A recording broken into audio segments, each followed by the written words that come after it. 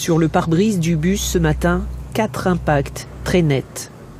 Le véhicule a reçu des tirs d'armes de gros calibre, visiblement, puisqu'on peut, comme vous le voyez, on peut y passer le doigt. Là, la vitre est à côté, je veux dire à 50 cm, le conducteur est assis juste derrière. Il aurait pu être grièvement blessé ou peut-être y rester.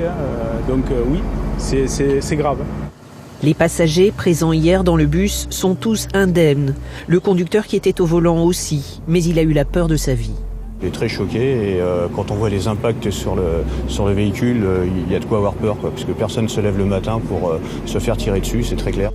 Le bus n'était visiblement pas visé. Il était au mauvais moment, au mauvais endroit, dans cette rue calme de Béziers, à 18h40 hier, alors que 2 bandes rivales de la communauté gitane se battaient en plein jour.